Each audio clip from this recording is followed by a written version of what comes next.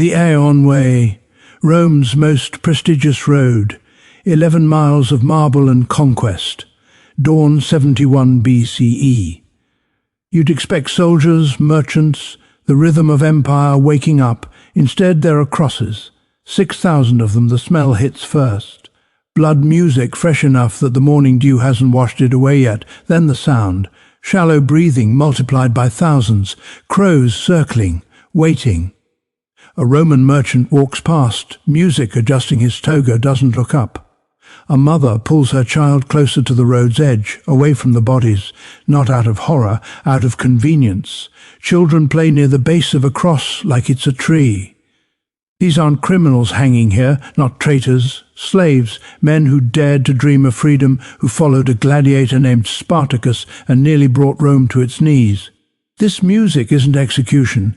Execution would have been mercy. This is a performance. 6,000 people dying slowly, deliberately, positioned along the empire's most travelled road so everyone would see, so no one could music forget. Resist Rome and we won't just kill you, we'll make your death a monument to our power. But here's what should haunt you. This wasn't Rome's cruelest humiliation. It wasn't even in the top 10. What Rome did to individuals with precision, with planning, with legal justification. That's where the real horror lives.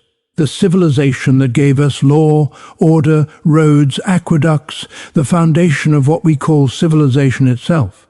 They also built the most sophisticated machinery of public degradation the ancient world ever saw. And they documented it proudly, carefully, like engineers documenting a bridge. In this story, you'll meet 3 people Rome decided to destroy. Not their bodies. That would be too quick. Their humanity. And you'll discover why the empire believed this wasn't cruelty but art. First, understand what Rome was.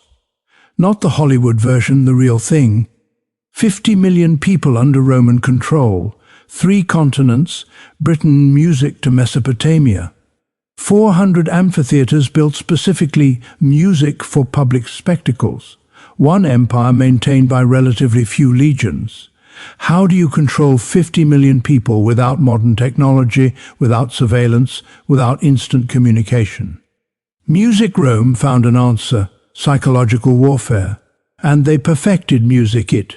They didn't just build roads and aqueducts, they built a system, legal frameworks defining who could be humiliated, how, and why. Economic incentives, humiliation was profitable. Vendors, performers, sponsors, all profited from public degradation. 4 centuries of conditioning Romans to see this as entertainment, as civic duty. And they documented everything, legal codes, personal letters, histories. Roman intellectuals debated this. Cicero argued that public humiliation created social bonds through shared witnessing. Seneca, Stoic philosopher, tutor to emperors, wrote treatises on why seeing degradation music made citizens more obedient. They weren't ashamed. They were proud of this innovation. You've met 3 souls trapped in Rome's machinery. Perpetua, a young mother who refused to deny her faith. Vercingetorix, a warrior king who united Gaul against Caesar. Sejanus, Rome's most music-powerful man before one afternoon destroyed everything. 3 people, 3 different crimes in Roman eyes. One shared fate, systematic, public, calculated humiliation designed to break them so completely that their destruction would echo for generations. What you're about to witness, music, happened to real people whose names survived 2,000 years. Their suffering was documented music, not as tragedy, but as policy success. If this moment moves you, if you believe these voices deserve to be heard, hit that like button. It tells the algorithm that history's darkest truths matter more than easy entertainment. And if you think humanity is worth remembering, subscribe to Crimson Historians. We tell the stories that should never be forgotten. Stay with their stories. They deserve that much. Carthage, North Africa, 203 CE. Bibia Perpetua, age 22, married, music, nursing a newborn son, daughter of a wealthy Roman official, everything to lose. She was Christian in 203. That was treason, not because of what Christians believed, but because they refused to perform a simple ritual. Burn incense to the emperor's image. 5 seconds. Acknowledgement of Roman authority, that's all. Perpetua was arrested with several other Christians. For months, authorities offered her the same deal. Perform the ritual, go home to your baby, refuse, music, and face the arena. We know what happened in that prison because Perpetua wrote it down. Her diary survived, one of the earliest pieces of Christian music literature written by a woman. She describes her father visiting. He kissed music her hands, called her daughter, then lady, trying every form of appeal. He said, "Have pity on my grey hairs. Have pity on your infant son who cannot live without you."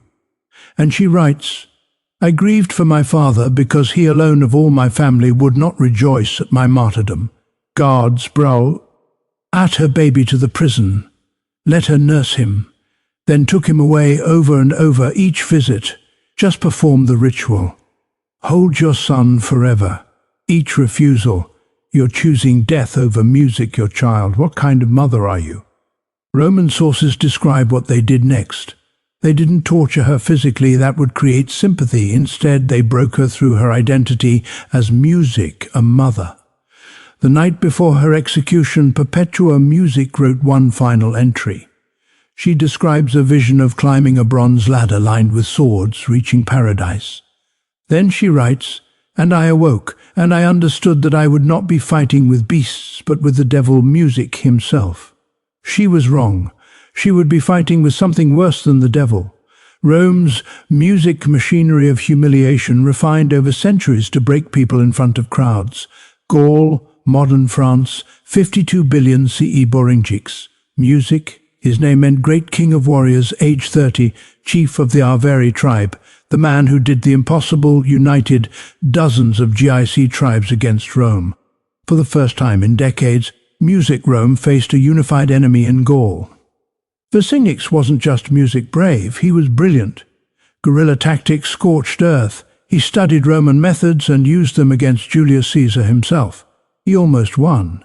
At the Battle of Gergoia, he handed Caesar one of his worst defeats. For a moment, Gaul's independence seemed possible. Then came Alesia. Caesar surrounded Vercingetorix's army. Vercingetorix surrounded Music Caesar. 2 rings of siege works. Winner takes all. When starvation set in, Vercingetorix's music did something extraordinary. He rode out of the fortress alone in full ceremonial armor. And surrendered himself to Caesar to save his people. Caesar's own words describe it.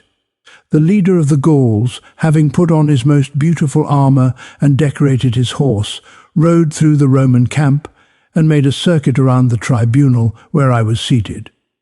Then, stripping off his armor, he sat down at my feet and remained motionless until he was handed over to guards.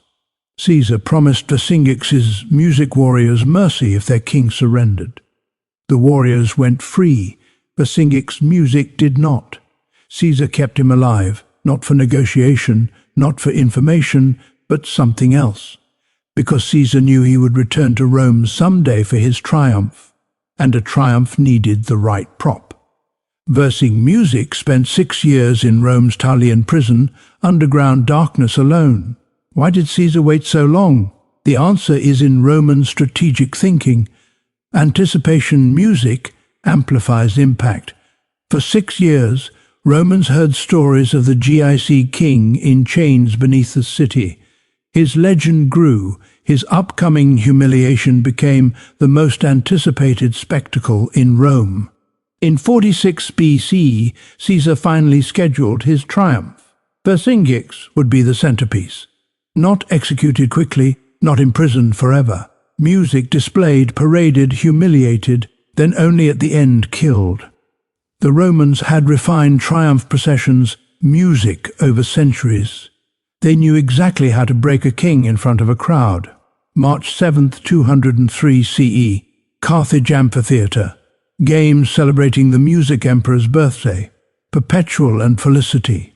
Her fellow martyr, a slave, are brought into the arena dressed as priestesses of Ceres. A pagan goddess they rejected. The humiliation is immediate. Forced to wear the symbols of the religion, they've been imprisoned for refusing. Even the crowd objects. The crowd accustomed to blood objects. The Roman historian noted the mob shouted against it, and they were brought out in music simple tunics. Making them wear pagan robes was too cruel even for Romans used to watching executions. They release a wild music cow into the arena. Not a lion. That would be too quick, too masculine, too honorable. A cow, female animal for female victims. The symbolism is deliberate. The cow charges Perpetua, throws her into the air. She hits the ground hard. The source describes what happens next. She got up and, seeing Felicity crushed, went to her and lifted her up. They stood together, even bleeding, even terrified. Perpetua's first music instinct is to help her friend. Rome wanted to break her. Instead, she shows them something they don't have a protocol for. Love stronger than fear. The cow doesn't kill them fast enough. Roman protocol takes over. They're taken to the side gate where a gladiator will finish them with a sword. A quick death, except the gladiator is young, inexperienced. Music, his first strike, hits Perpetua in the ribs, but doesn't kill her. The source records that Perpetua guided her sword to her throat herself. Even in death, she refuses to let Rome control her completely. 22 years old, a mother. Her diary ended with her vision of paradise. Her life ended guiding a sword to her own throat because the gladiator's hand was shaking too much to finish the job. September 46 BCE, the triumph of Julius Music, Caesar, the most elaborate in Roman history. 3 miles through Rome, music past the Senate, through the Forum, ending at the Temple of Jupiter. Hundreds of thousands watching, the largest crowd ever assembled in the ancient world. The procession moves in order. First, displays music of captured GIC wealth. Second, floats showing Caesar's victories. Third, sacred animals for sacrifice. Fourth, the prisoners. Vercingetorix walks in chains. Not the dignified warrior who surrendered 6 years ago. His head is shaved. Mark of a slave. He wears rags. But sources note something disturbing. Despite 6 years in darkness, despite deliberate starvation to weaken him, he walks upright. Here's where Rome's sophistication music shows. They don't just parade him once through the city, they stop the procession at key locations. The Senate, where he can see Rome's power. The Forum, where thousands music can mock him up close. Caesar's platform, where he stands, while Caesar gives a speech about him in front of him. This man united Gaul against Rome. This man nearly defeated our legions. But he stands here now broken because no one can resist Rome's destiny. Vercingetorix has to listen to his own defeat being celebrated, has to hear his people's liberation described as rebellion, has to stand silent while Caesar rewrites their story. The procession reaches its end point. For most prisoners, this means return to cells. For the principal captive of a triumph, it means something else. He's led to the Tullanum, the same prison where he spent 6 years down stone steps into the underground chamber. The Tullanum isn't for imprisonment. Music, it's an execution chamber. Strangulation, slow, manual, while crowds above celebrate Caesar's victory at the Temple of Jupiter. Roman protocol requires the triumph's principal captive, music, to didere. NG, the celebration feast. So while Caesar toasts his victory,